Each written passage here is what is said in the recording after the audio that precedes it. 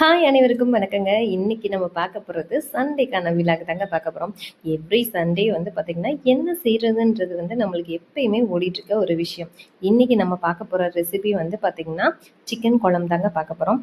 வாங்க அது எப்படி செய்யலான்றதை பார்த்துடலாம்.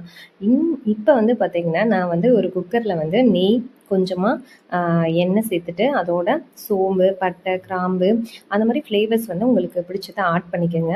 அதே மாதிரி பெரிய வெங்காயம் வந்து ஒரு 2 வெங்காயத்தை வந்து நல்லா வதங்கினதுக்கப்புறம் வந்து இஞ்சி பூண்டு பேஸ்ட், அதோட அரைச்ச வெங்காயம் விழுது, சின்ன சின்ன வெங்காயம் இருக்குல்ல அது, அப்புறம் தக்காளி ஒரு 2 தக்காளி நல்லா வதங்கினதுக்கப்புறம் சிக்கன் மசாலா, மல்லிப்பொடி இது தாங்க நான் சேர்த்துருக்கேன். உங்களுக்கு காரம் அதிகமாக வேணும்னு நினச்சிங்கன்னா இதோட சிக்கன் மசாலா இருக்குல்ல, எந்த ஒரு ஃப்ளேவர்னாலும் நீங்கள் ஆட் பண்ணிக்கோங்க.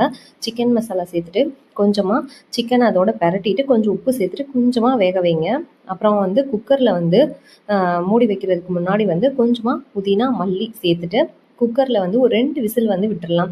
நான் சைட் பை சைட் ரசம் வச்சுட்டேன். ஸோ அதோட வந்து பார்த்திங்கன்னா நம்மளுக்கு இப்போ நல்லா ரெடி ஆகிடுச்சு. இப்போ நான் ஒரு 2 கொதி விட்டுட்டு அதுக்கடுத்து நான் ஆஃப் பண்ணிக்க போகிறேன். ஏன்னா கொஞ்சமாக வந்து லிக்விடாக இருந்தது. ஸோ அதனால் இன்னும் கொஞ்சம் திக்னஸாக இருக்கட்டும் அப்படின்னு சொல்லிட்டு நான் குழம்பு ரெடி பண்ணிட்டேன். பாருங்கள், ஃபிஷ் ஃப்ரை, அப்புறம் சிக்கன் 65, எக், அப்புறம் வந்து ரசம். இந்த சண்டே தான் எங்களோட மெனு. இந்த வீடியோ பிடிச்சிருந்தா லைக் பண்ணுங்கள், ஷேர் பண்ணுங்கள், கமெண்ட் பண்ணுங்கள். நன்றி, வணக்கம்.